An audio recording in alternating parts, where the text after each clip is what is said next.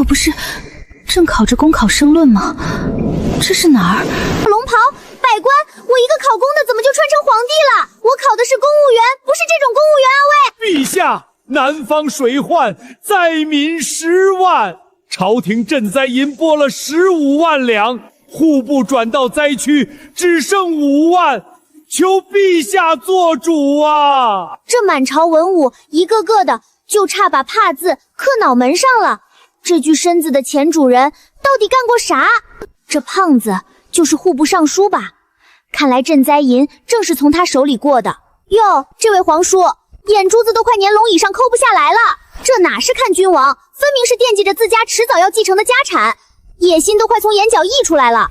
这张冷脸，原主的记忆里倒是认得他。当朝宰相裴彦，人送外号奸相，满朝文武独他一个，谁的队都不站。好家伙，反派配置直接拉满。不过嘛，先不管他，眼下这赈灾的烂账正好拿来给我露一手。考公10级还家出马，还收拾不了你们这群虾兵蟹将。你户部尚书，灾民10万，赈济1月，该花多少银两？心里可有数？撑死6万两，可朝廷拨了15万，到灾民手里只剩5万，那凭空消失的10万两，难道长了腿自己跑了？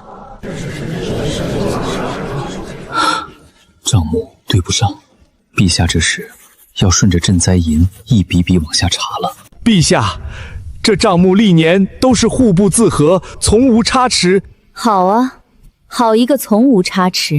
朕平日里睁一只眼闭一只眼，懒得过问。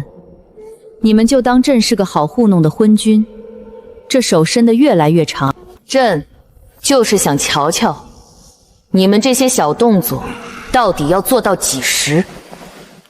这就是那个奸相，满殿都在抖，独他稳得反常。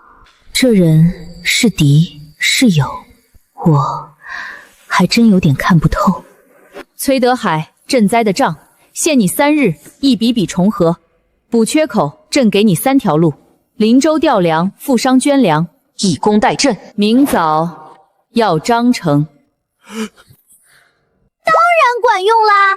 本姑娘学的可是现代那一整套，这3管齐下，几年申论白考的，闭着眼都能给你默出来。陛下从前常说，账房先生才算账，天子只管翻脸，今日却把赈灾的账算得分毫不差。莫非这身子换了个心儿？那依皇叔的意思，朕该是什么样？皇叔今日倒是格外上心朕这本账，怎么是怕朕这笔笔查下去，早晚会查到自家门上？退朝！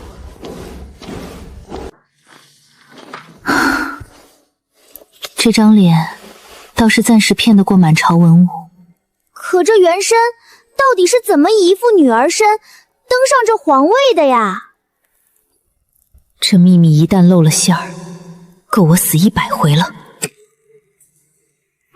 陛下，贤妃娘娘到了，今夜轮到娘娘侍奉陛下安寝了。什么？让妃子净身伺候，同榻而眠？我的老天爷，我一个女儿身怎么侍寝？陛下，臣妾进来喽。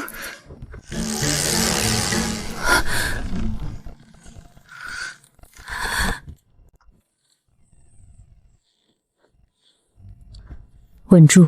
皇帝撞见妃子，慌的不该是皇帝。陛下操劳一日了，臣妾炖了中参汤，给陛下补补。3朝元老的女儿，协理6宫的贤妃。这中汤7分讨好，3分试探，他是来顾宠的。汤放下，夜深了，回去歇着吧。陛下，尝都不肯尝吗？臣妾驻宫3年，竟连这点体面都讨不着。哎，别哭啊！我一句重话还没说呢，眼泪说下就下。这后宫的水，比前朝那帮老狐狸还深。过来，说话。谢陛下隆恩，今夜就让臣妾伺候陛下安寝吧。停！侍寝？我一个女的拿什么侍寝啊？申论、行测、结构化面试，哪一块消过这个？这都违背生物常理了。朕没心思，坐下，陪朕说几句话。结构化面试救场第一条，稳住对象，把主动权抢回自己手里。朕问你，答得好，日后便多召你来。入宫几年了？回陛下3年了。这3年，除了争宠、拈酸吃醋，你自己最爱做的是什么？臣妾从前爱画画，尤爱墨竹兰草，入了宫便再没碰过笔了。画兰画竹的本事全耗在争宠上了，这后宫是拿人才当柴烧啊！我这后宫缺的从来不是美人，是把人用错了地方。识人用人头一条，人岗匹配。会绘画的就该让他去画。明日起，朕让人给你送纸笔，画得好，朕替你寻个去处，让满京懂行的都来品。臣妾谢陛下。今夜朕乏了，回去歇着，汤留下。画的事朕记着，总算把贤妃糊弄过去了。可这后宫3000，我总不能挨个像面试似的问一遍。今晚是躲过去了，那明晚呢？后天呢？陛下，今儿娘娘留这么久，怎么没赐内中安神汤？往常娘娘们都是饮下安神汤才安置的呀。安神汤，让侍寝的妃子先喝下，再安置。我好像懂了，原主压根不碰他们。一盏安神汤哄他们睡过去，醒来只当承过恩，这哪是侍寝的规矩，分明是原主藏住女儿身自保的法子。陛下，3日之期已到，臣不敢有半分耽搁。赈灾银账目已重新核过，收支分文不差，诚请陛下预览。太干净了。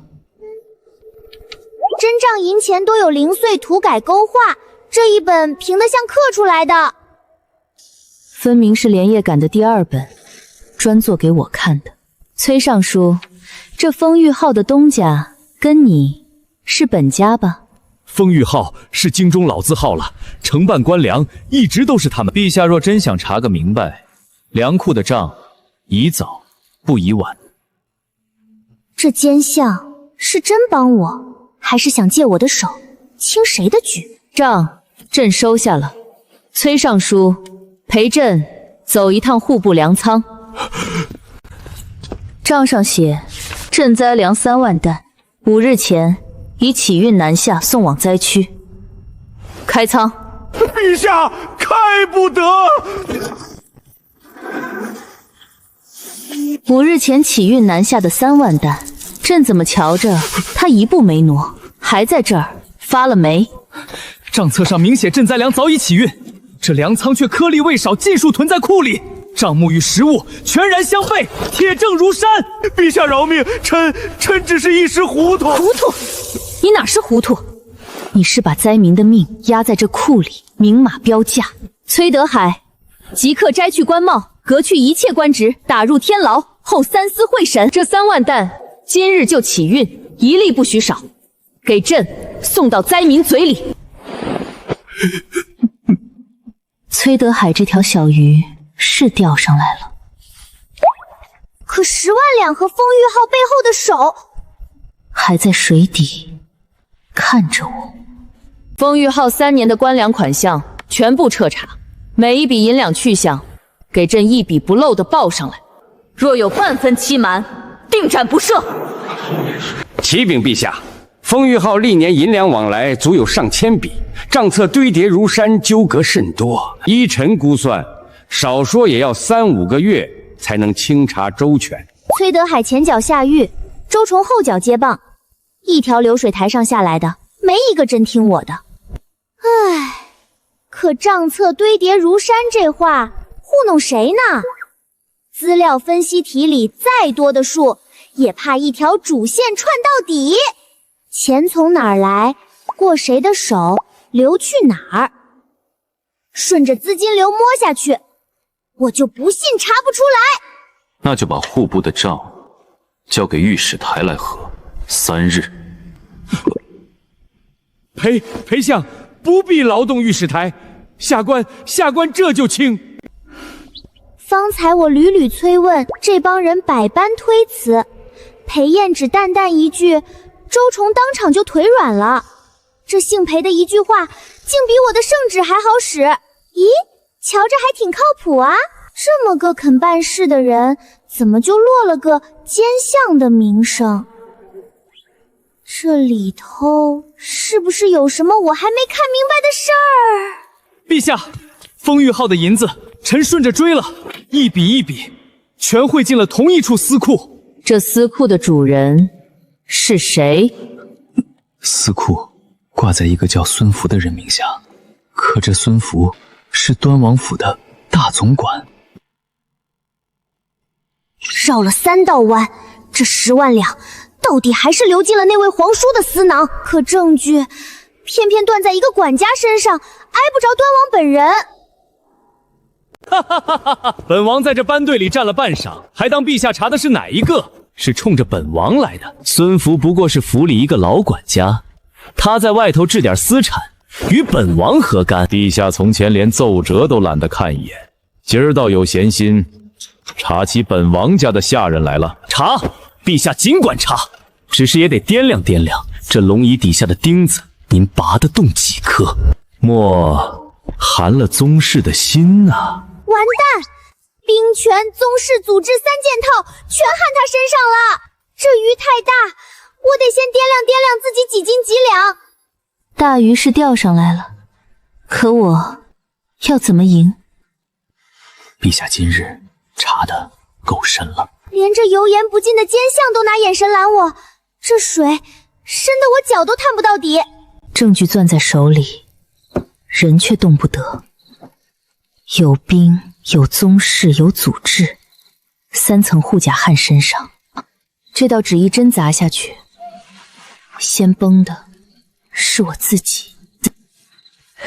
陛下，贤妃娘娘打发人送来的，说是谢陛下赐的纸笔。好家伙，昨儿还削尖脑袋争宠的贤妃，今儿连夜转岗改投文案策划啦。墨竹里还偷加一张小作文，这彩虹屁拍的倒是清新脱俗。陛下，还有几位老大人递了折子，说宗室体面不容妄查。陛下要先端王，得先问一句：满朝文武有几个会站在陛下这边？扎心了，一个都没有。我这皇帝光干的不能再光干。裴相这一问，问得倒巧。那朕也问你一句，你裴燕算不算站朕这边的那一个？臣是站陛下，还是站臣自个儿？陛下何必问臣？日子还长，看臣做什么，自然就知道了。算了，考公第一课，抓主要矛盾。端王这块硬骨头啃不动，先搁一边。这笔账以后再算。眼下我最缺的不是证据，是人心。等我手里攒够了人，再回头跟他一笔笔慢慢算。朕先记着。传旨，南方水患刚过，3省赋税朕要减。这一手可不大像往日那位陛下下得出来的。他又是这副表情，这个姓裴的到底看穿了我多少？南方3省水患方退，民力凋敝，朕意已决，3省赋税减3成，免徭役1年。陛下，减赋3成，国库岁入锐减。北有边军粮饷，南有河工待修，处处都要银子啊！祖宗定下的税制行了100年，陛下登基未久，骤改惩罚，恐动摇国本，寒了天下之心。动摇国本，朕倒要问诸位，3省的田今年抛荒多少？多少农户卖儿卖女逃去了别省，人都跑光了，地都荒了。你这行了100年的税，明年找谁去收？减的是3省1年的税，养的是3省10年的丁口田赋，竭泽而渔还是放水养鱼？这笔账，周大人，你会不会算？放水养鱼，陛下这是把一省的账算到10年后去了。减税对他们来说可不算好事，他们怎么……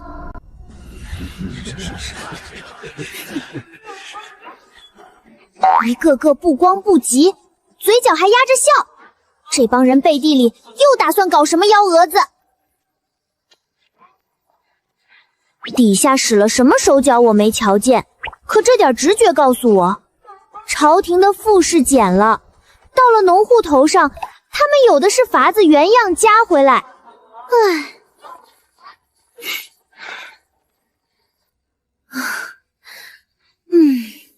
政令推不动，卡在一群人手里，好不容易推下去，又被另一群人偷偷换了内里。我原以为揪出几个贪官，这朝堂就算清明了，可这一掀开，好家伙，底下烂的远比我想的深。减赋的旨意下去半月了，高县令，3省农户领了这份恩典，可还满意？回陛下，赋税已按旨减免，农户感恩戴德。感恩戴德？哼，我案头这摞告你的状子可不答应，睁眼说瞎话还不带眨眼的，这张嘴真该发个奖。高县令，你报上来的金鸡良田32000亩，可朕先遣人按户暗访抽账了几处，实数51000亩，瞒报了将近2万亩。朕减的是账面32000的税，多出来这2万亩的赋，进了谁的腰带？陛下明鉴，田亩张良向来有肥细折算的往例，山地坡田折成亩本就与时事有出处，这2万亩之差是依例折算，并非瞒报啊！依例折算，好家伙，万能挡箭牌，这词儿当年我写申论凑字数最爱用。好，那朕再问你，同样的山地坡田，临县按例折算，引田不过1000余亩，偏你京畿折出整整2万5的差。高县令，这例是只对你一个人开的。彻查3省田亩，凡瞒报者，补税、革职、抄没引田。陛下明鉴，3省田亩历来地方自账自报，行之有年，骤然异地清账，调走主官，劳师动众，图乱人心。臣斗胆请陛下从长计议。又一个从长计议，翻译成人话就仨字儿：拖到黄。这帮老登的太极打得比谁都远。胡爱卿的意思是让本地官去查本地田，这盘根错节的乡里叫管田的去查自己的田，岂不成了叫贼去抓贼？这位胡大人先记着。其一，设3省巡田使，御史台顾长风领衔，绕开地方，按户执账，账到田头。其二，3省长田的主官即日异地对调，入京述职，本地的根一断，空降的人才敢碰真章。朕把话撂这儿，谁再敢拿往例从长计议，当朕这把清账的尺子，朕就先清谁名下的田，查谁名下的账。主官一抽走，巡田使一空降，他们本地这张盘根错节的网，立马成了没牙的虎。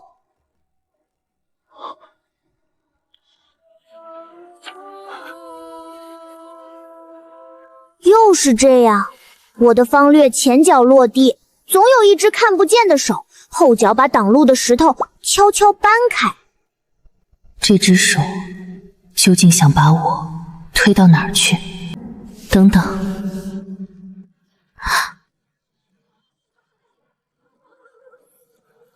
这2万亩引田吞掉的赋税，绕了几道弯。先洗进一家叫广记的银号，转2道手才汇进那个名字。崔德海，地方豪强，那位皇兄。顺线一捋，我才回过味儿来。烂的不是哪个人，是这套谁都能伸手捞的破龟族。我捅的不是马蜂窝，是马蜂林。端王那条线，我先按住。可这朝廷的烂账，光靠我一桩一桩的查不完。得寻一个能治本的法子了。陛下，三省田亩清减毕，引田尽数补税，减下的赋，这回一文不少，落到了农户手里。成了，放水养鱼这一手，到底把三省的人养活了。嘿嘿，竭泽而渔还是放水种植，这道对策题，本姑娘答得漂亮。陛下，那替高德旺撑腰，带头抗减负的三省转运使胡静，昨儿夜里被葛直拿下了。胡静，那可是盘根错节的封疆大吏。我扣了半个月没跳动，怎么一夜之间自己倒了？裴相，胡静的事，胡静贪墨的旧账，御史台早握着。陛下要减负，臣不过把该翻的账翻出来了。又是他，压周虫，调主官，搬胡静。我每回一卡格那把刀就唰的替我落下来。那看来这人十有八九应该是我这边的，保险起见，还是暗中观察。裴燕这把刀是真趁手，可这么个看不透的人，我到底能不能真把后背交给他？陛下，娴妃娘娘送来一幅画，说请陛下验收。这墨竹有风骨啊，那一身的本事全耗在争风吃醋上，暴殄天物。陛下说过，画得好，替臣妾寻个去处。臣妾当真了。朕说过的话，自然算数。回头便给你寻个雅集的去处，让经理真懂画的人都来好好品一品你这手墨竹。瞧见没？娴妃送来一幅画，陛下非但没恼，还当场给她许了个差事。可不是，前儿连掌灯的小宫女，陛下都问了姓名，记在心上。搁从前，哪个敢在御前多抬一下眼？你说，咱们这位暴君是真转了性子了？不就赏他个画画的去处吗？我随手一拉，这识人的眼光，这肯给人活路的胸襟，搁哪朝哪代不得记我一笔明君？反正闲着也是闲着，省得他们一天到晚盯着我这张龙床。本该是本王手里一具任人摆布的傀儡，竟由着他查账减负，这天下人心叫他一点一点拢了去。不对劲儿，这皇帝变得太快了。来人，给本王往那金銮殿那后宫里，往里头放双眼睛进去。本王这位好侄儿究竟在耍什么花样？给本王盯个清清楚楚。昨日1斗米30文，今早90文，一夜翻了3倍。灾后人人抢粮，粮商捂着不卖，东西越少，抢的人越多。我懂了，这帮人掐准了灾年缺粮，故意囤着货往天上抬。陛下，实在是灾年粮少，物以稀为贵啊！物以稀为贵，你库里那点粮够全城啃半年。哼，这叫囤积居奇，标准的人为造稀缺。市场这只手按不住了，那就该我这只手下场。传朕旨意，开长平仓，丰年朕低价收的粮，今日平价放出。低买高抛，平抑物价。陛下这是拿长平仓跟粮商打擂台？什么打擂台？这要是申论对策题。发挥储备调节，平抑粮价，保障民生，3句话满分。陛下，长平仓调粮需经层层文书，仓官转运押解，没10天半月出不了仓。粮在仓里，令在我手里，中间却隔着一条不听话的官道。陛下开仓平粮的旨意，臣替陛下抄了条近道。京畿曹仓的曹粮本就在城外候着，臣一早开了闸，先把陛下这道令落到实处。他又抢在我前头，把路铺平了。我这道令还没出口，他那头已办妥。这般不声不响的周到，快得让我后背隐隐发凉。陛下开长平仓，薅曹粮，与商贾争利，扰乱市义，此乃与民争利，非明君所为。臣请罢平粮之政。好家伙，我把粮价从90文摁回30文，老百姓吃上饭了，到他嘴里倒成了与民争利。这帽子扣的又大又圆，还挺沉。把替百姓夺利硬说成与民争利，这要搁我从前刷的卷子上有个现成的名儿，叫偷换概念，专啃没读过书的。赵青，朕问你，朕争的是粮商囤积居奇的利，还是百姓碗里那口救命的米？与民争利，朕这叫替民夺利。陛下圣明，可这开仓抛粮的主意桩桩件件皆出自这位裴大丞相之手。权倾朝野，把持仓储，裴相到底是为君还是为己？赵大人说的是，开仓的条陈你的，漕粮的闸陈开的，要罚臣一人，与陛下无干。开仓平粮是朕的旨意，何来专权？要罚先罚朕。怎么？这样看来，赵青是要弹劾朕了？他疯了！满朝脏水一个人扛，当众替我接了这刀。这奸相，我往后是喊不出口了。朕半月前批的清查驿站冗费发去兵部、户部、工部5日，3个衙门就把核查乙的回文递了上来，冗费已清，各议账目分文不差。哼，我要动真格清查，他们却甩回一份皆大欢喜的漂亮回文，快得反常，奇得离谱。当这皇帝活像个没编制的实习生，光让我派活，谁也不真鸟我。可最阴的不是不办，是假办。回文报得越漂亮，越有鬼。柳青寒，你父亲那桩旧案，本王压了3年，想保他，就替本王把这个放进陛下的寝宫。臣妾明白。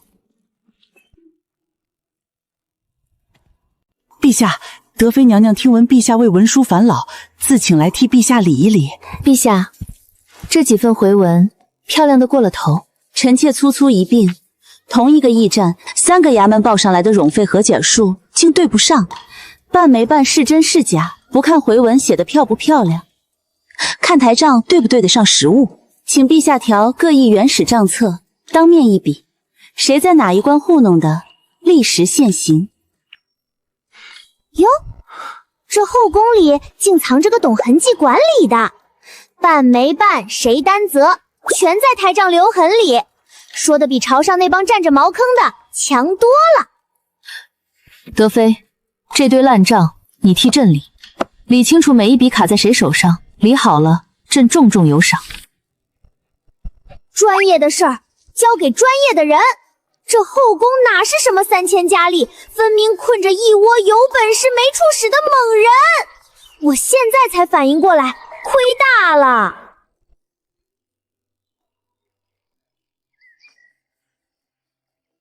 这道调粮文书盖着朕的印，压着宰相的章，即可乱真。可这旨意朕没下过，裴相也没拟过。盗用我的印脚照，调走一整仓的粮，满朝凑上来比对半天，印一样，笔迹也像，肉眼谁也分不出真假。破案靠证据，证据靠专业，这要搁现代，一份司法鉴定甩上去就铁证如山。可这古代，我上哪儿找鉴定科？等等，鉴印辨笔不正是丹青的本行？这宫里就趴着个现成的鉴定专家。小路子，去把贤妃苏锦绣请来。诺。你善诗画，使笔墨，替朕看看这2方印，这2道压，哪个真哪个假？这2方印乍看一样，可朱砂里的胶性不同，真印年深，朱色沉，边缘有细微崩口。这方尾印色浮，刀工太新。还有这裴字一捺，真迹收笔回锋，藏锋于内。这一道是描出来的，停了3次，断了气。神了！会画的能鉴印，会算的能查账，人放对了地方，个个都是能臣。苏锦绣，从今日起，宫生文书印鉴，凡有存疑的，先过你的眼。朕给你一桩正经差事，就叫鉴印。办好了，将来你那些画，朕不光替你挂出去，还替你开一处画院。臣妾定不负陛下。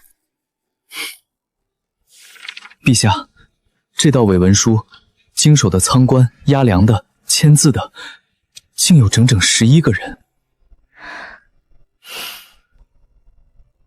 好家伙，11个人签字画押，传一圈愣是没一个喊停的。这要搁现代，整条审批流全员背锅，一个都跑不了。11道官11双眼，没一个查出是假的，或者说，没一个想去查。陛下，那道调走3000石赈灾粮的公文，正是那道仿了朕印、缴了宰相章的矫诏。粮根本没到灾民手里。清河县断粮11日，册上这些名字，活活饿死217口。经手这批粮的，都上前跪下。李仓官，粮是你放出去的。陛下，文书印押俱在，臣是验过的。放粮是按押粮官的调令，这得问王押粮。臣不过照单押运，要问张转运。转运司只认户部批文，户部不批，臣1粒粮也调不动，这得问周大人。陛下，老臣执掌户部20载，这天下文书千头万绪，底下书吏要存心蒙骗，老臣便是有3头6臂也防不胜常啊。清河县饿死的那217口，断粮11天，是一口一口熬着咽气的。哼，217条人命，到你们嘴里竟成了一笔一笔谁手都干净的买卖。哼，这哪是朝堂，是一群官在分赃。一个人担责叫问责，可这么一长排人一块担责，就成了谁都不必担责。这套烂规矩本就是设计成让谁都不必认。朕只问一句，这217口的命，谁认？李仓官，你方才说文书印押俱在，你验过了，可那道诏是假的，3000担救命粮，凭一张伪诏，你连真伪都没验，就开了仓放了行。臣该死，臣一时失察。革职，下狱，候诊。朕要你们都看清楚，经手人命的差事办砸了是个什么下场。还有那道降诏，过了这一个道官这么多双眼，没一个验出是假。这一道道官的接手人，一个都别想跑。着3司按失察渎职轻重，逐一查办。该革职的革职，该下狱的下狱。陛下，泗水县800里加急，朕急压了1个月没下，县令克扣推诿，灾民断了粮，围了县衙，砸了粮仓，反了！刁民聚众，冲击官府，此乃谋逆。陛下当速发兵弹压，以儆效尤。弹压？一群断了粮、走投无路的百姓，他张口就要发兵去剿。真要凭这场乱，刀该砍向谁？不是那些饿疯了的百姓，是那个把赈灾粮往自己兜里揣的县令。哼，是这一整套出了事就往下推，没人管得住的官。赵卿要朕发兵，好，你亲自去趟泗水，当着饿肚子的人说，你们的救命粮是父母官一口一口吞的。你猜他们谢你这朝廷，还是先把你生吞了？传旨，即刻开临仓放粮，安抚灾民。泗水县令所拿进京，朕要亲审。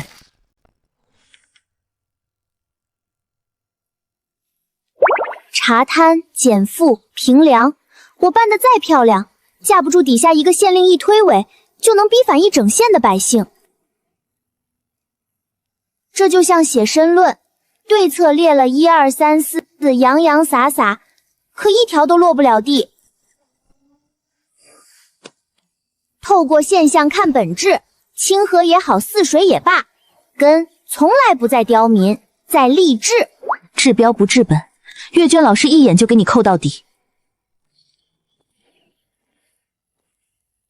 陛下要寻的根，先帝早年就寻过了。先帝想立考泰之法，整治百官，怎么没成？立法的利益刚下，弹劾的折子就堆满了御案，骂他苛待士大夫，动摇国本。世家联手罢朝，门生故吏请辞，连慈宁公也递了话。先帝独木难支，到底没能扛到这法立起来的那一天。他眼里那点东西不对，不是讲旧账，是亲眼看好事塌下去还拦不住的人才有的眼神。这人藏着事儿。裴相替先帝惋惜的这副样子，可不像满朝传的那个奸臣。臣这半生，眼睁睁看着多少立国的好事，被那帮人用唾沫星子活活淹死。先帝没能扛过去的那一关，这一回，臣盼着陛下能扛过去。臣也想亲眼看他立起来。这口没人敢碰的硬骨头，这盘前头几任都没下完的棋，这一回我来啃，我来下完。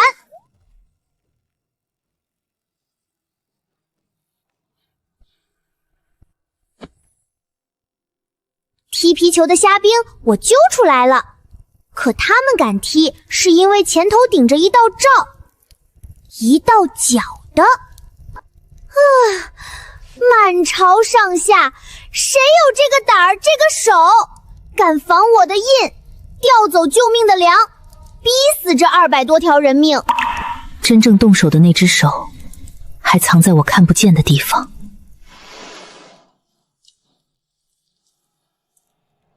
裴相，今晚召你不为别的，朕要立官员考核法，可这满朝的官没一个真听朕的，朕一个人推不动。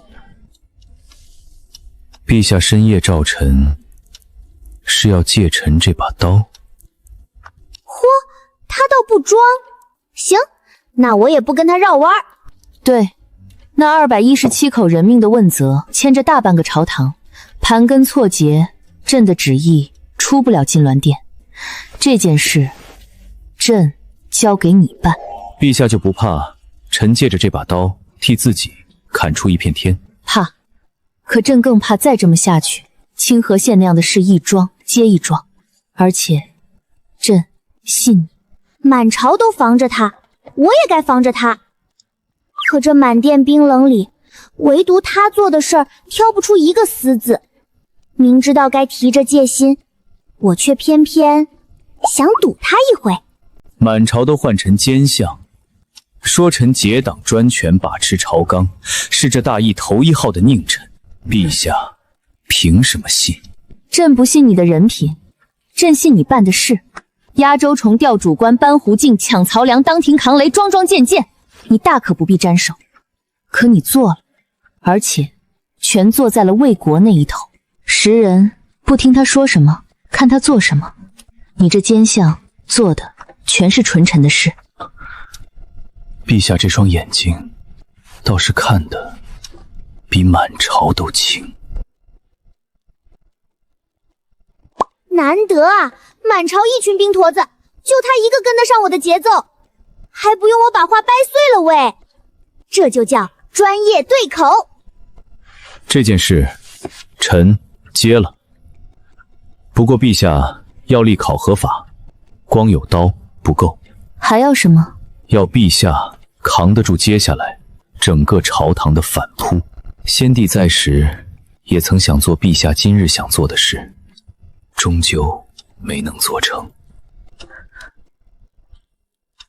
先帝也动过这念头，他一个臣子，怎么对先帝当年的心思知道的这么深？裴相对先帝倒是知之甚深。臣不过是先帝朝里一个不起眼的老臣，有些事看得久了，也就记下了。陛下只需知道，先帝没能做成的事，臣盼着陛下能替他做成。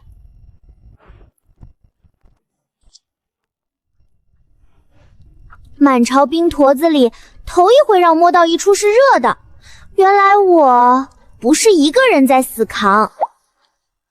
昨日说户部文书海了去，书吏经手，您不知情。那边3日内，把您亲手画押过的每一道粮批，连同经手书吏的名册一并呈到正事堂。少一笔，就当周大人认了。成了。我出题，他解题，这配合比我当年跟搭子组队刷行册还丝滑。听说了吗？昨儿陛下深更半夜单独召了陪相，密谈了大半宿，是吗？陛下连后宫都少踏足，倒跟陪相走得近了些。你说，陛下是不是格外看重这位陪相？打住！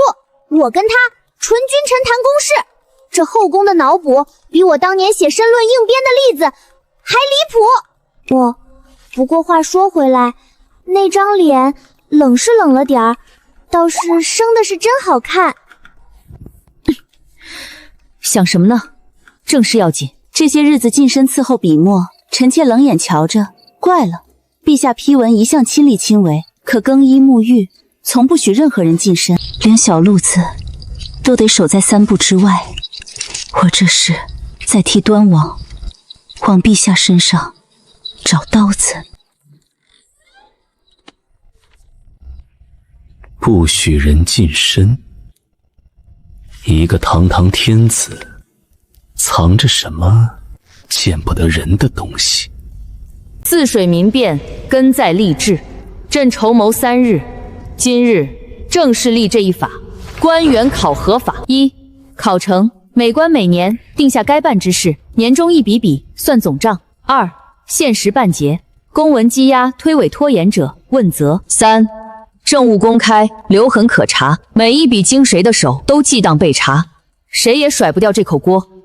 4. 绩效问责，办砸了的、酿了祸的，按事追责，谁也躲不掉。干得好的升，干不好的糊弄的滚。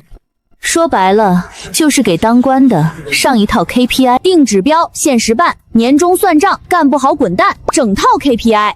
考公啃了800遍的东西，今天搬上金銮殿。老登们，接招！这不就是把我考公那套凡进必考，凡管必合，整个搬过来吗？我倒要看看你们怎么对抗，怎么混。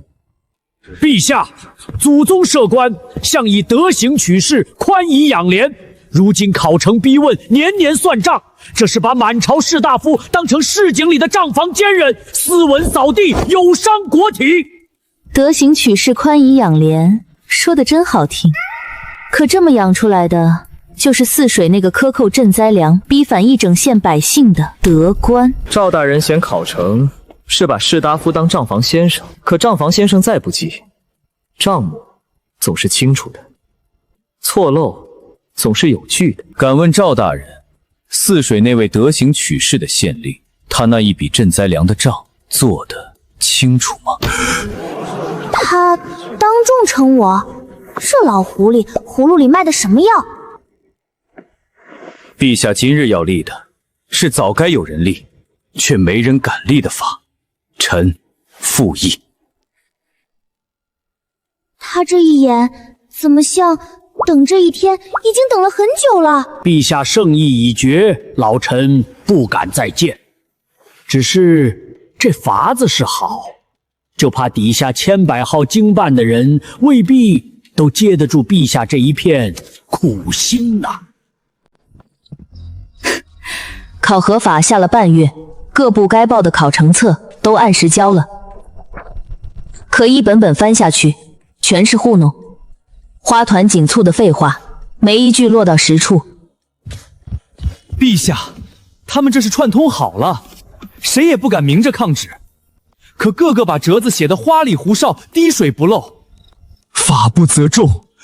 难道陛下还能为几本敷衍折子，把满朝的官都砍了？看出来了，这帮人比我考公那年押题班的反押题联盟还团结。明着抗旨要掉脑袋，他们不敢。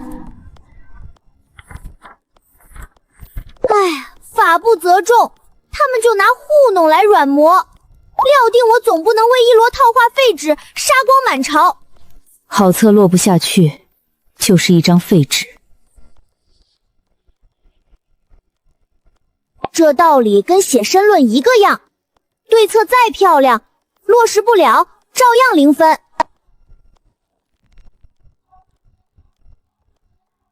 我堂堂一个皇帝下了旨，竟连个肯认真填册子的人都使唤不动。说到底，还是个光杆司令，手里没有自己的人。法不责众，是因为没人敢动第一个，那朕就动第一个。小路子，把这半月考成册交的最敷衍的，挑3个带头的出来。这事朕昨日已交了裴相按查，革职查办，明发上谕，昭告6部。陛下圣明，带头撂飘子的是吏部3个郎中，臣已查实，名册在此，只等陛下用印。杀鸡儆猴，第一个一动，那帮抱团的就得散一半。裴燕这把刀趁手。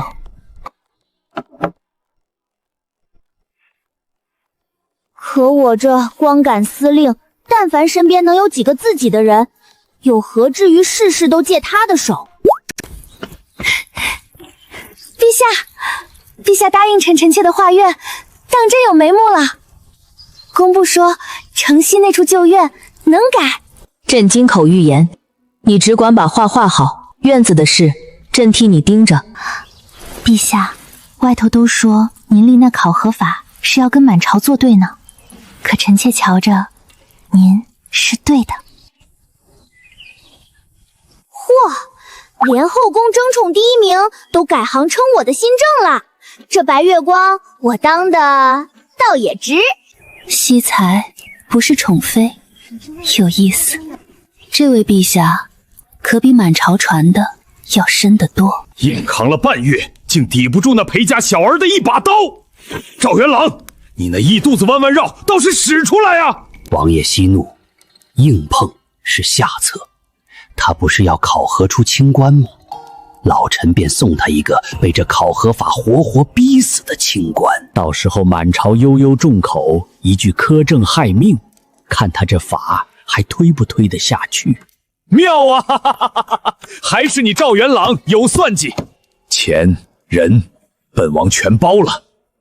本王倒要瞧瞧那黄口小儿怎么收场。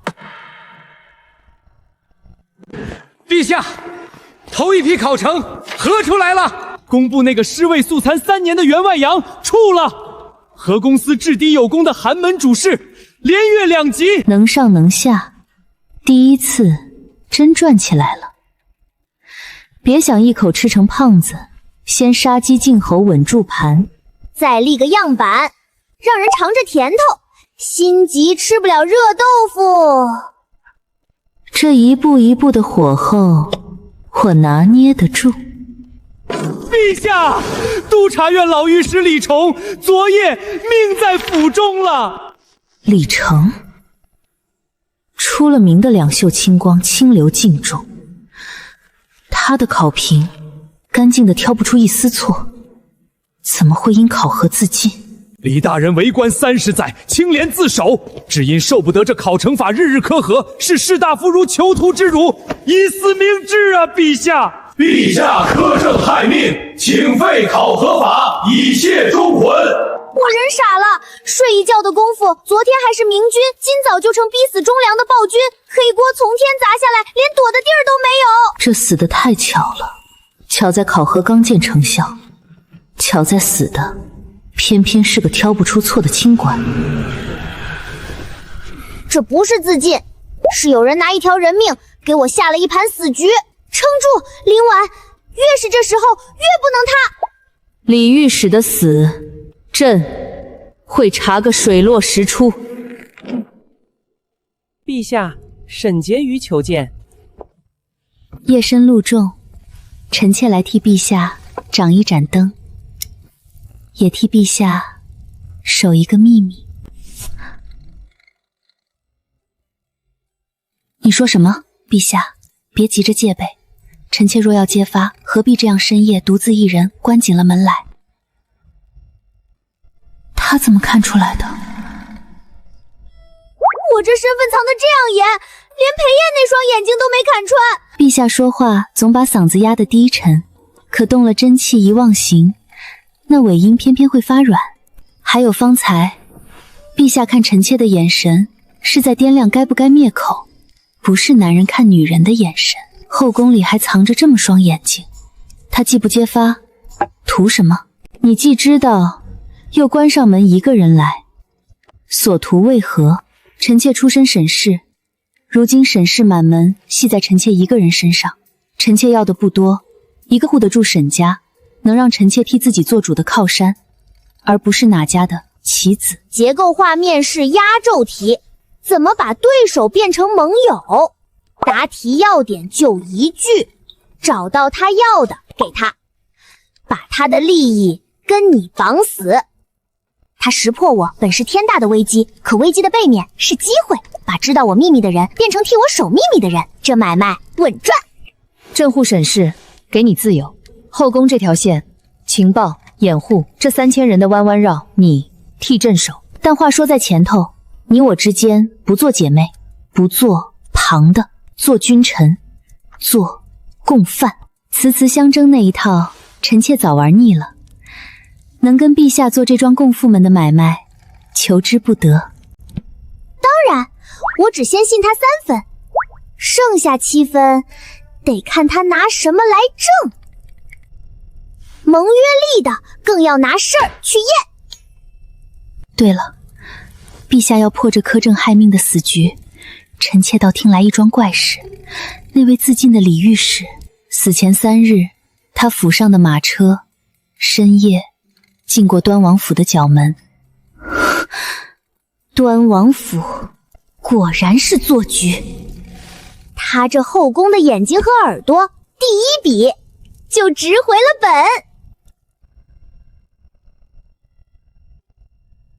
李御史尸骨未寒，这考成法一把尺子量尽百官，治河的、掌理的、守边的，岂可一概而论？强求划一，视为不公。不公之政，安能不死人？陛下还不废这苛政？把苛政害命和一刀切不公捆一块打，老狐狸挺会抓我软肋。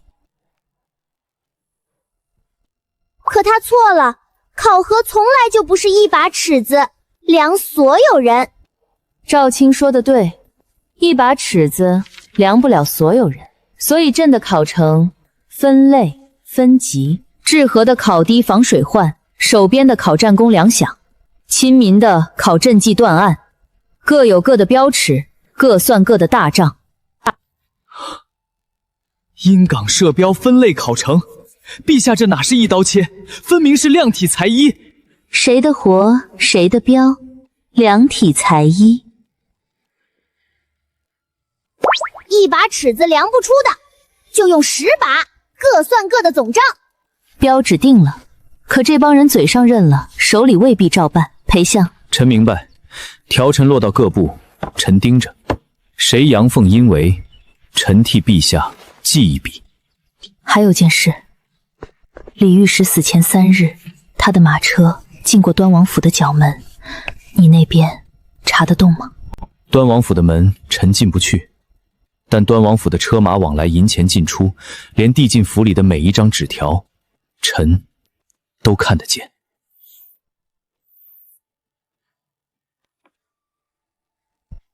这一条暗查端王府，我特意夹进德妃要腾的文书堆里。裴相，后宫新进那位沈婕妤、沈知源，替朕私下查一查他的底细、来历、品性、家世、行事，越细越好。臣3日内回话。唉，他攥着我天大的把柄，这样的人要用就先查个底料。我信人，从不凭一张嘴。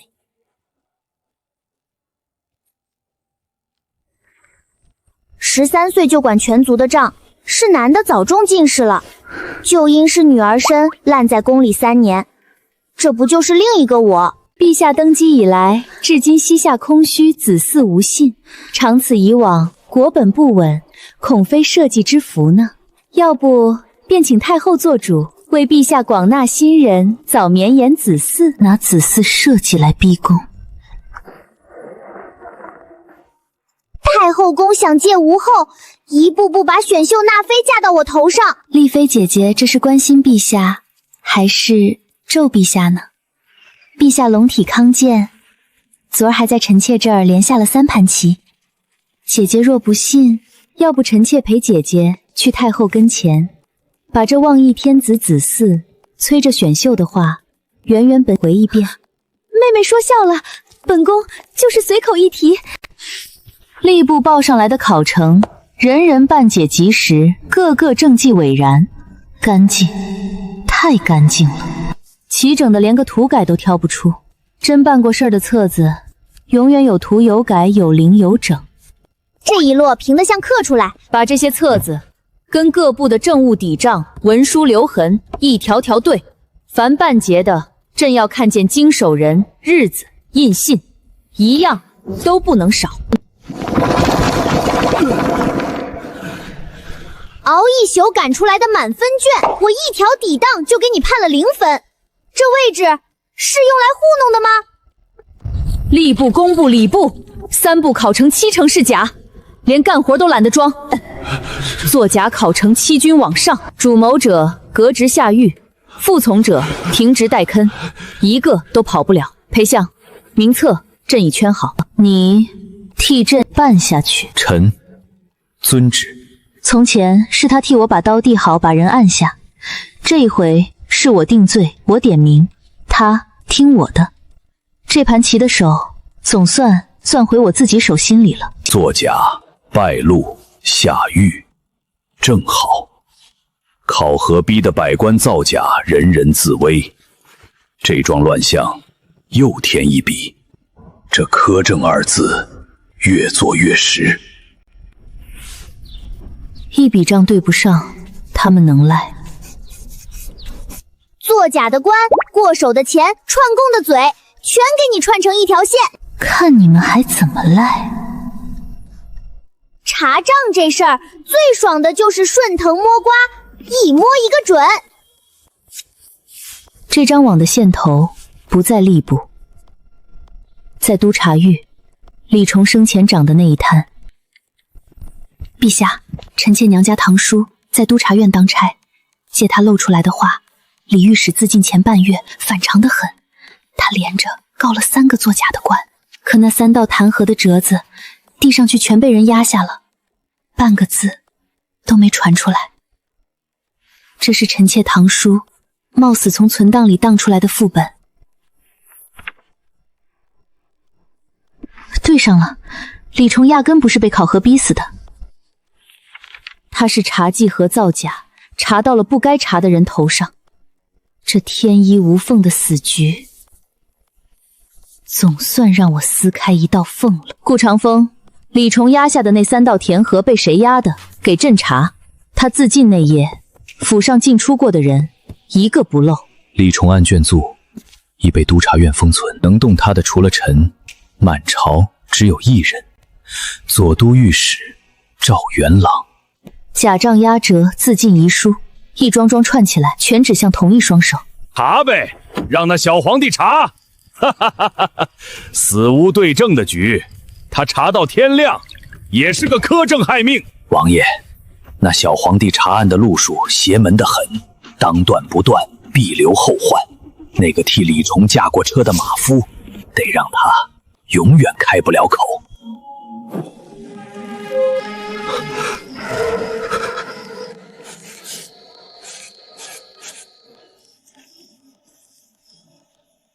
陛下，那替李重驾车的马夫昨夜翻供了，本已松口要指认，一夜之间却咬死改口，说从没载过李大人。听说他乡下的老母前儿被人接去享福了，这条线又断了。查，证人不是被买通翻了供，就是被捏着软肋缩了口。答，他们又法不责众。证人是他们捏着软肋逼翻的，回头逼死人命这口大锅倒稳稳扣我头上，合着活是我干，人是他们害，罪还得我背。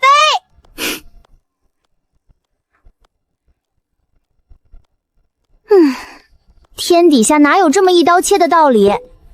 停一个卯一个，揪一批又来一批。我一直在赌，可这世上的窟窿堵得完吗？对啊，窟窿堵到天荒地老也堵不完，堵不如输。我把对的立起来，亮瞎他们。他们颇苛政害命，靠的是人嘴，可人嘴堵不住，事实呢？我要做一块样板出来，样板一立，苛政二字不攻自破，这叫试点先行，以点带面。朕不查了，换个打法，挑一个州，把考核法从头到尾做到极致，做成了就是一巴掌扇在所有喊苛政的人脸上。好奇，可10点这一周挑的有讲究，太穷做不出政绩，太富旧党盘根错节，没等做成先被搅黄。清河，那是头一回因在克扣赈灾饿死217口人的地方。正因烂到过根两，才做得出反差。百姓苦，考核之必久矣，在那儿立起一个清明的墙河，比在10个附属州做样板都管用。一句话就点中了要害，裴燕这脑子跟我竟是一个频道。救清河，派谁去？顾长风，寒门，肯干，不怕得罪人。当年先帝想用这样的人，没用成。陛下，这回替先帝用上了。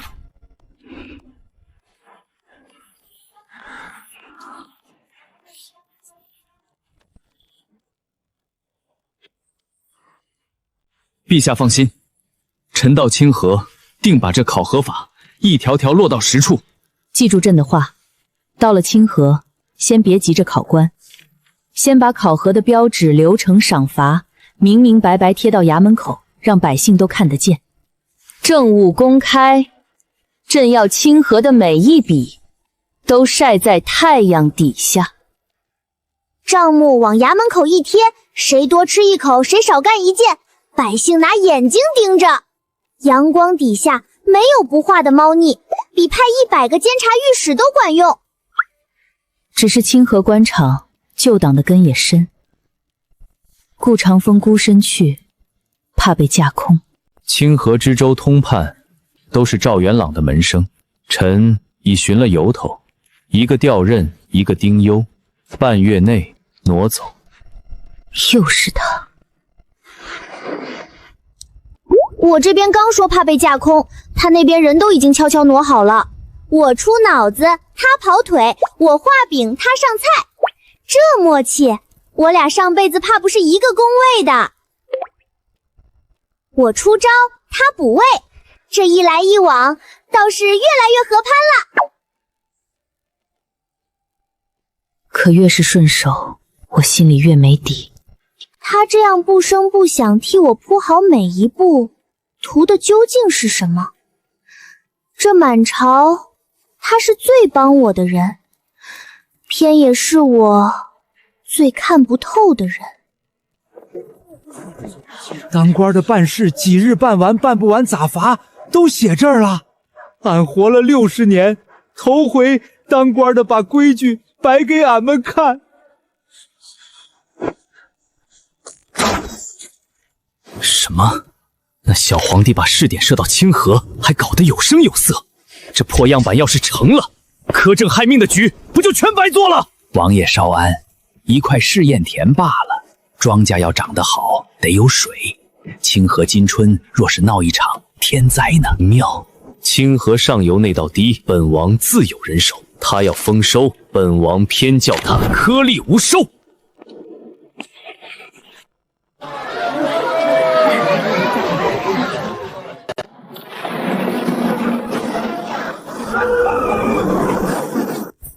陛下，清河上游溃堤，一夜大水，试验田村舍全冲了。陛下，臣早说过，考核法日日苛核，清河官吏疲于填策，应付考成，谁还顾得上修堤固防，诋毁人亡？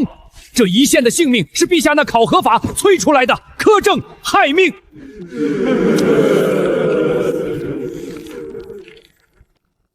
一夜大水把我半年心血连根冲走，还泼我一盆脏水，这哪是天灾，是有人掐着苗表往死里踩我！吵什么？清河还在水里泡着，几万条命等着救。此刻该争的不是谁的法对不对，是怎么把人从水里捞上来。户部即开临仓放粮，征调舟船，先把人从水里捞上来。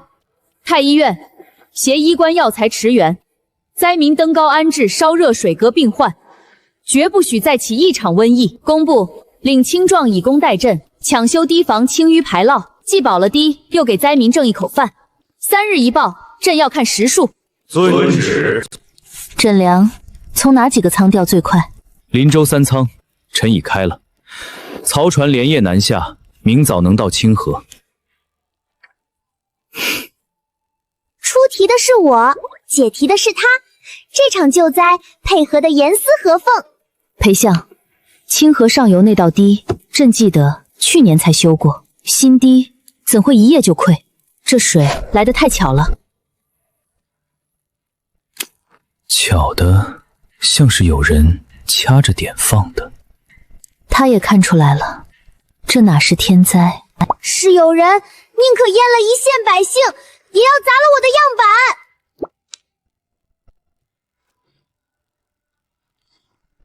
新堤去年才加固，土石夯得结实，天灾溃堤，断口该是冲刷崩裂，参差不齐。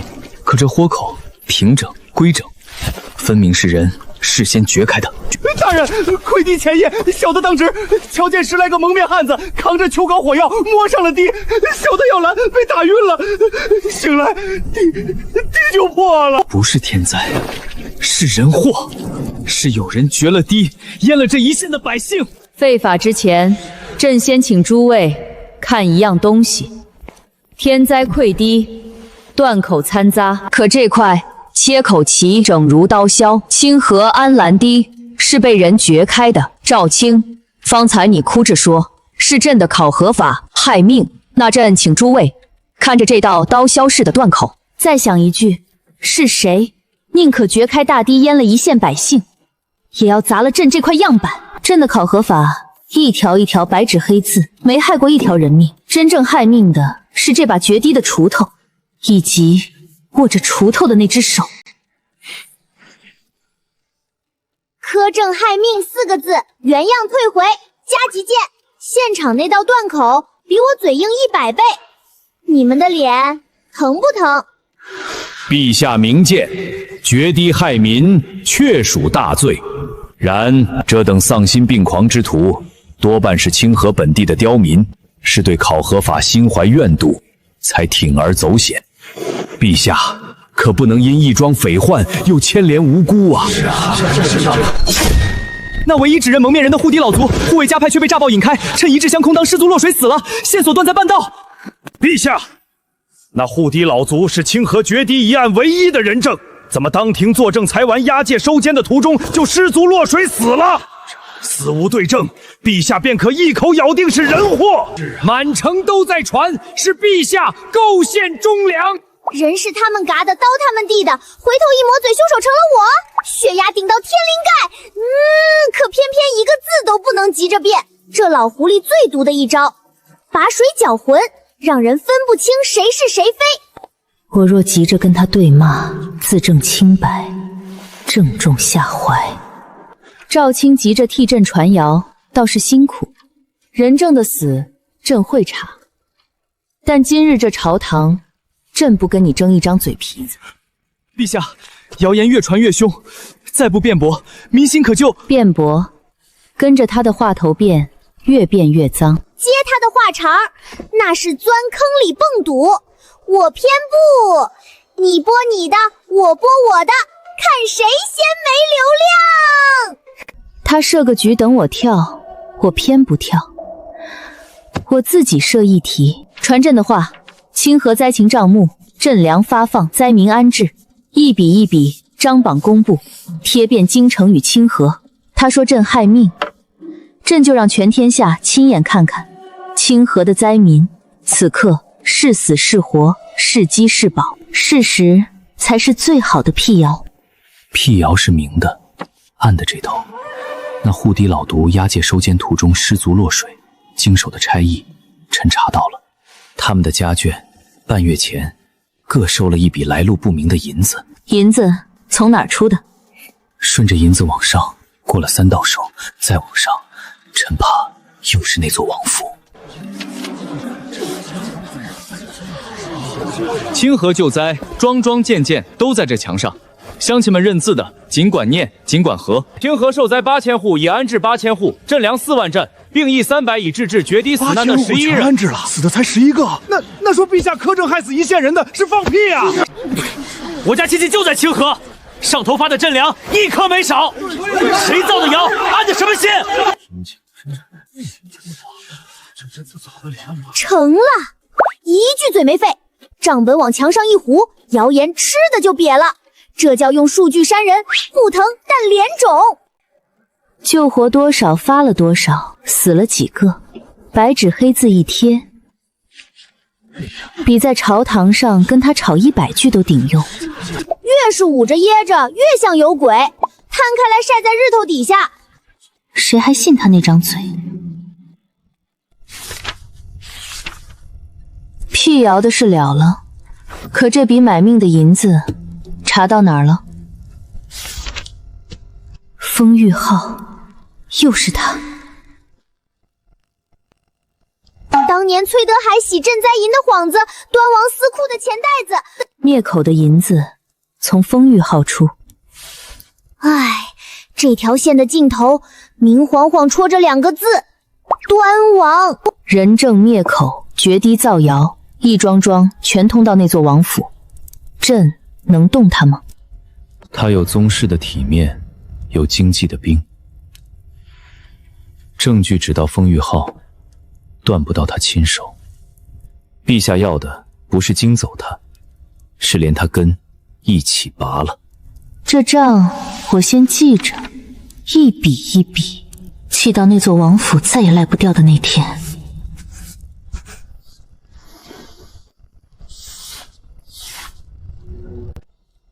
陛下，考核法刑满半年，清河大水都冲不垮这套法子。如今6部，再没人敢糊弄。半年前我光杆一条，连考情册都使唤不中，如今满街全是我亲手筛的嫡系，这波从0到1，超神！用对机制，聚对人，这才是真正的自己人。还有他，我出题，他落子，越来越不用言语。那声奸相，我已经很久没在心里念过了。陛下，本王今日是替列祖列宗来问陛下一句话：你这考核新政，处老臣用寒门，搅得朝纲不宁，人心惶惶，将祖宗社官的体统置于何地？来了，皇叔亲自下场，仗着宗室之尊压我。满朝看着今日这一关，我怕是要孤军应战了。这下要了。他当着满朝的面站出来了。这一回，他不再是背后那把藏着的刀，他站到了台前。王爷说新政搅得朝纲不宁，臣倒想替王爷算笔账。半年来，考核法昨实干之臣47，处庸贪之辈61，清河大水，8000户灾民决堤死难仅11人。敢问王爷，这叫朝纲不宁，还是叫吏治一清？至于害命，清河那道堤是被人掘开的，买通灭口决堤的银子出自一家字号，唤作风玉号。王爷见多识广，可认得这风玉号？本王与一介商后有何干系？血口喷人！他这一出路，把满朝中立的官全拉到了我这头。他只亮了风玉号这个号，没扯我压着的那本密案，更没点破钱是怎么一路流进端王司库，是敲山震虎逼端王自乱，不是先底牌。火候是没到，可端王今日自己先沉不住气，逼着一攻，这记暗刺正好回敬。可他越是这样毫无保留的帮我，我心里那个问号就越大。他图谋反，犯不着服我，途中君又何苦被这奸相的骂名？陛下，边关截获一封密信，竟是当朝宰相裴彦私通北戎，泄我边防的铁证如山。本王早说那姓裴的心怀叵测，如今通敌时聚在此，陛下可不能再护着他了。火漆、印针、措辞，做得到像。请察天下。我此刻一开口护他，立马就是昏君包庇通敌奸相。哼，他们又要的就是逼我在气象和昏君之间选一个。这信是假的，朕看得出，你也看得出。可朕护你一句，就坐实了昏君护奸。裴相，这是冲着考核法，冲着朕来的。陛下要保的是考核法，是这半年攒下的人心。一个裴彦的清白，不值得陛下拿这些去换。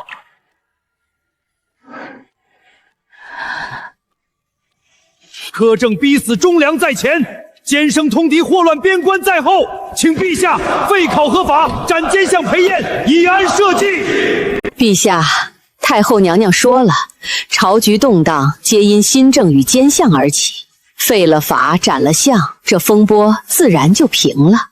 太后宫也下场了，废法斩相，自断双臂。这盘棋，他们要把我逼成真正的孤家寡人。陛下，后宫这条线，臣妾替您盯着，无论前朝怎么乱，您身后还有人。这些足够把端王和赵元朗钉死在铁案上，可我一旦递出去，就再没有回头路了。请陛下给天下一个交代。陛下，臣自请下狱待看。他疯了，自请下狱，那通敌的罪名岂不是不打自招？臣一日不下狱，陛下便一日背着包庇的罪名。考核法，这半年的人心，还有陛下，不能折在这儿。火烧眉毛了，他还想着替我挡刀，你倒是替自己想一次啊！我也不愿看你替我去死呀！请陛下准奏。准奏。臣若明日下了狱，这张纸散朝后独自再看。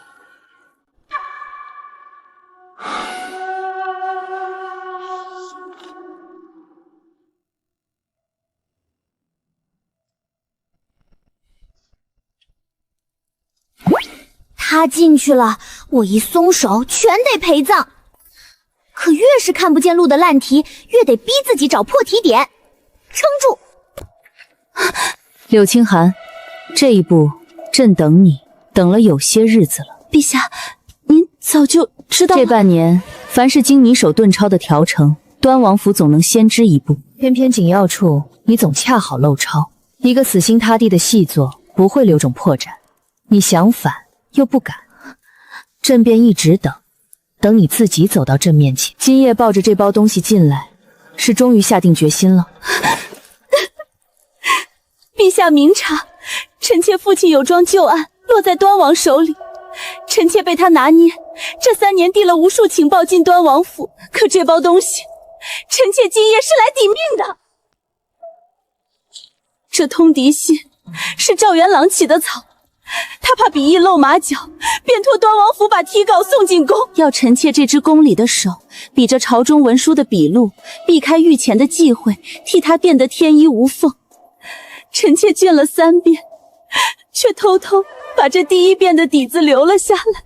这一包东西既能洗清裴彦，又能把端王和赵元朗钉死在铁案上。破题点找到了。这块最要命的证据不是天上掉下来的，是我疑了他半年，又稳着心思等了他半年才换来的。人心这道题急不得。方才朕说疑你，疑的是你的身份，可你核文书时那份干净上心，朕从没疑过。陛下处贪官护百姓，连臣妾一个细作都肯当人看。你父亲的旧案，朕替你翻。你这一身才学，朕给你一个堂堂正正做事的地方。从今往后，别做谁的棋子，做你自己。随手把他当个人看，没想到今晚成了拽我下脚架的绳。人心换人心，我早该信的。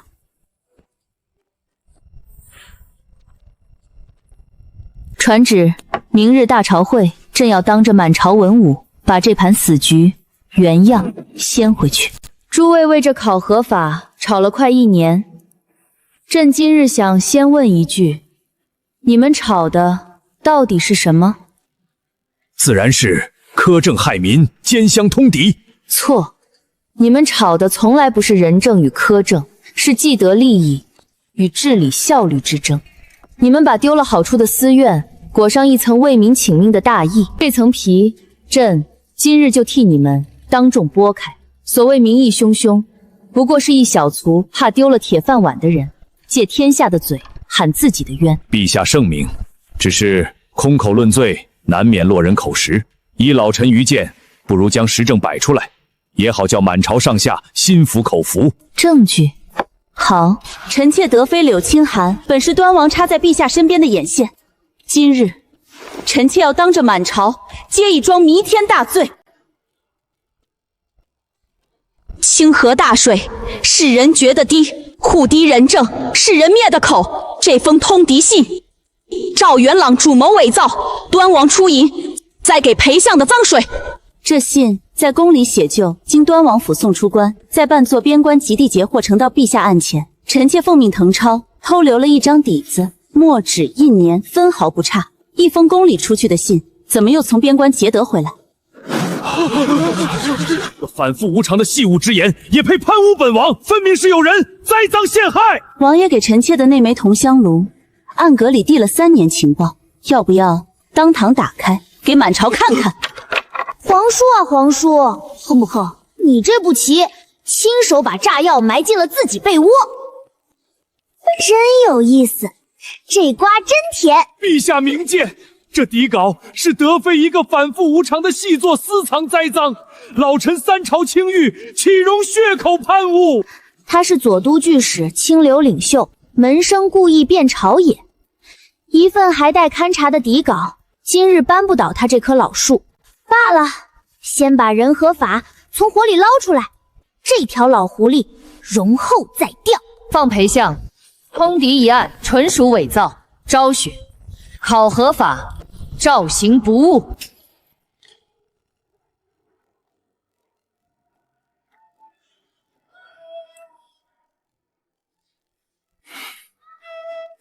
他回来了，这次换我接住你了。端王有宗室之尊，京畿之兵；赵元朗有满朝清流，门生故意。今日都还动不得分毫，这2笔账朕先记下，茶不烫了。清河决堤害命，买凶灭口，伪造通敌，苛政害命，通敌陷害。这桩桩件件是谁做的局？朕的考卷册上记得清清楚楚。能者上，庸者下，做局害命的下狱。哼，昨天还跪满一地逼我废法斩相，今天一个个被我的考量册点名拖走，风水轮流转，今天朕坐庄。从前总是他那把刀替我扫平障碍，这一次那架在他脖子上的死结是我替他洗的，换我做了那个护他的人。这盘棋我们总算真正站到了一头。党羽虽倒尽，端王这条大鱼凭着宗室之尊，京畿之兵，暂还拔不动根，火候还差一把。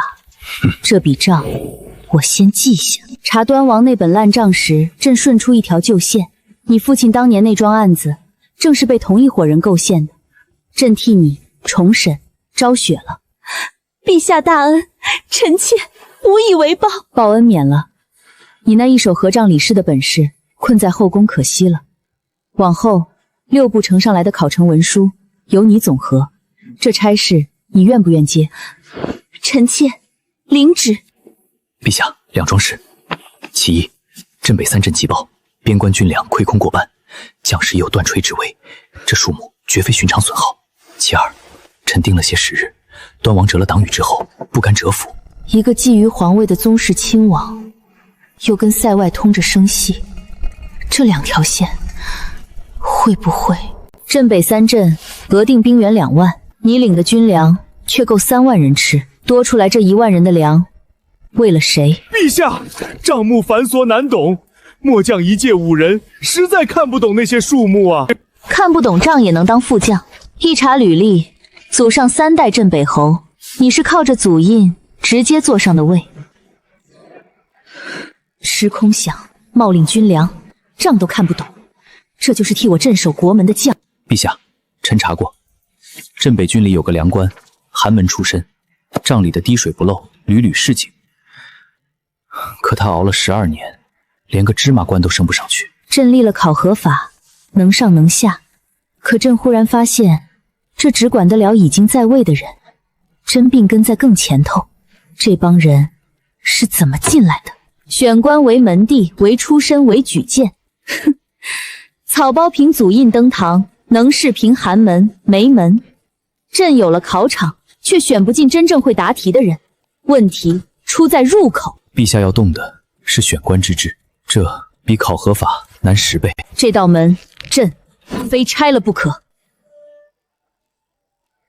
这墨竹风骨铮铮，竟出自一位女子之手，便是翰林院待诏，也未必有这般气韵。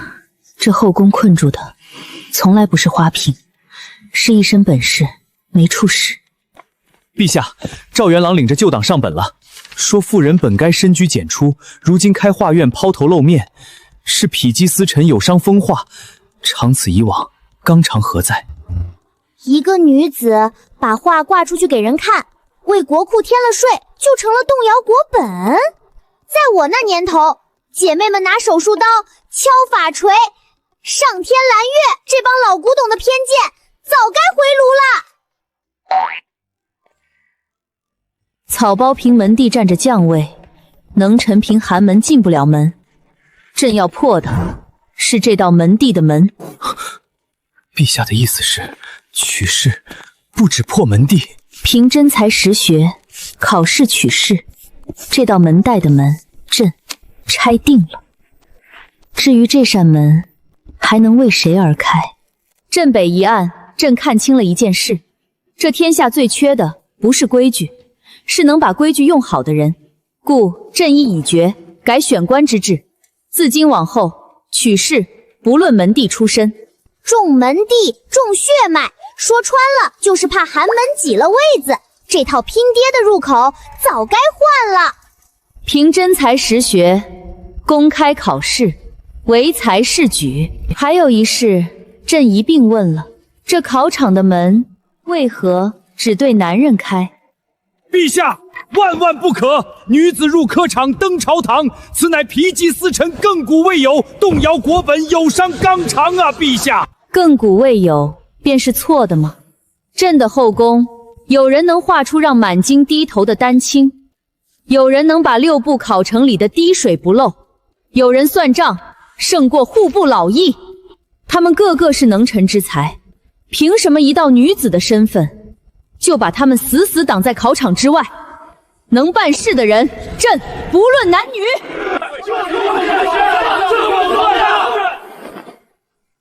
满朝都当我疯了，只有他那个眼神，像是巴不得我走这一步。皇帝近来大刀阔斧，哀家都听说了。可这女子入科场，皇帝是不是操之过急了些？祖宗定下的规矩，女子不入仕不干政，皇帝要改，便是动了纲常根本。好家伙，开口闭口祖宗规矩纲常根本 ，PPT 都不带翻页的，一句女子本分，想把我押回后宫绣花。大娘，你这套我考公那会儿见多了。母后教训的是，儿臣再思量。裴相，太后这般急着摁死女子入仕，你说她到底在怕什么？太后所怕，或许不在女子，而在先例。一旦女子可立于朝堂成了定例，有些被祖制死死压着的旧事，便瞒不住了。他拿祖制压阵，朕便从祖制里找一把能劈开他的刀。传朕的话，调先帝朝的起居记、宗室玉节、历代遗诏，朕要一卷一卷亲自看。找法统依据跟憋立论一个理。光喊口号没用，得翻出红头文件压场子。今晚不睡也得给他刨出条缝。女子不可入室是祖制，我得从先帝旧档里挖出女子可参政的先例或遗志，把这块铁板撬开一条缝。党库这堆古董，挥笔字后，别人当皇帝是批奏折点美人，我倒好，这搬家的比备考那3年还离谱。陛下，臣寻到一条先帝晚年曾召翰林议过广开财路不拘一格之策，只有起居志里这一句旁注。先帝既动过这念头，必有更明确的旨意或遗诏。可我翻遍了当库，那道真能压住太后的铁证，藏得严严实实，遍寻不见。满纸都是差一句，差的就是这一句，硬生生把我卡在门口。先帝，您想做没做成的事，他正一件件替您做成。这道诏藏着您不拘男女的遗志，也藏着他的身世。一旦现世，能护他破局，也会把他推到太后的刀口最前。这张牌只能用一次，得等他退到悬崖，太后亲手抬出祖制那一刻砸下去，才再没人翻得动。正本不离身，那道副本等他们来搜，搜走的只能是假的。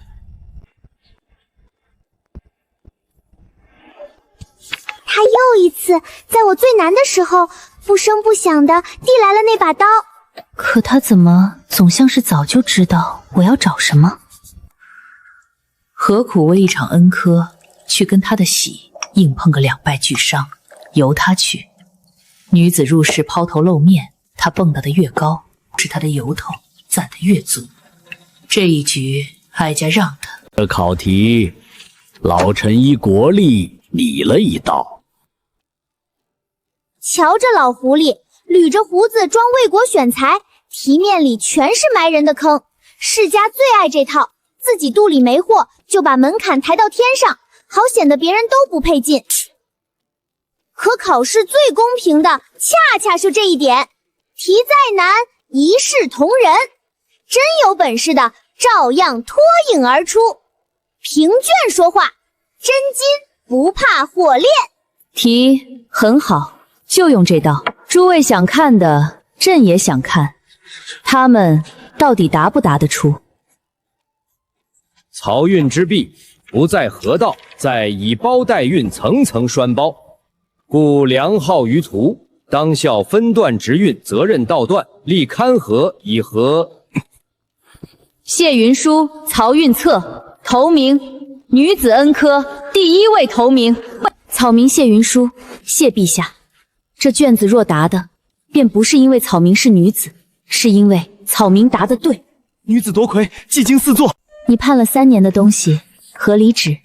如今女子既能入科场，能入仕，你要合离出宫，自立门户，便也于法有据，有例可循，不算朕破例。即日起，你不再是淑妃，你是周宁，一个可以拨着算盘走出这道宫门的自由人。陛下，臣妾这笔账算了3年，今儿总算明白了。朕舍不得你这一手好算盘白白流落民间。皇室名下的皇商商号内都账目千头万绪，正缺个会算的当家人。出了宫这摊子，你接不接？臣妾周宁接旨，定替陛下把这皇商的账算得一文不差。画院的、管账的、为官的，我这后宫一个个都从妃子变回了人。女人的本事值得一个堂堂正正的去处。陛下，镇北那笔军粮亏空，顾大人顺着查下去，查出蹊跷了。那亏空的粮没烂在路上，是被人悄悄运走。囤进了一处隐秘的山庄。亏空的军粮不是损耗，是被人成批囤走。囤这么多粮，养的是兵，还是别的什么？陛下，顺着镇北亏空的军粮，臣一路摸到太行深处一座废弃山庄。那庄子里囤的不只是粮，还有甲胄、兵器和整整3000操练有素的私兵。好你个皇叔，明面上一口一个魏江山计，背地里偷偷攒了3000人马，这哪是藏私花钱，这是给自己挖好了坟。找你罪证找得我眼都花了，乌龟你自己在深山里给我备了一份大礼包，私兵3000，甲胄成堆，皇叔藏得够深啊！这条证据链环环咬死，决堤灭口，断不到他亲手。可饲养兵马这条，查着庄子的钱、粮、人，最后归谁？钱出风玉号，粮自镇北，地契全挂在端王一个门客名下。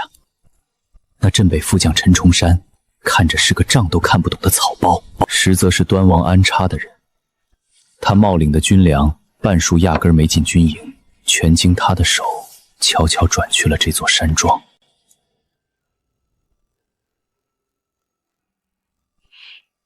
等等，他手里攥着小半个金鸡的兵，我莽上去他狗急跳墙，满城血流。这鱼太大，网撒早了，把我自己也兜进去。拔他的根，不能硬来，得一招把他的兵权和罪证同时摁死。陛下所虑极是，要动端王，需先卸了他的兵。京畿3大营的调兵符扎，名义上仍在兵部，在陛下手中。只要寻个由头，将他的人调离要害。明升暗夺，弯水煮蛙，没牙的虎，再亮出私兵的铁证。出题解题，我们已经默契到一个眼神就够。这盘扳倒端王的棋，我要和他一起下完。陛下接连处本王门人，调本王部将，是要拿本王这宗室之长开刀立威吗？他还在殿上喊冤呢。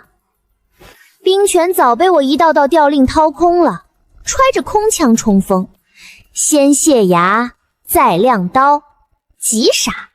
皇叔息怒，朕今日不是要开刀，是要请皇叔看一样东西。太行深山一座庄子，屯镇北亏空之粮，私造甲兵，豢养死士3000，钱出风玉号，地契挂在你门客名下。皇叔私养兵马，形同谋逆，你认不认？这不可能！本王的庄子，你怎么会？不打自招，养了3年的底牌，一翻上桌就成了呈堂证供。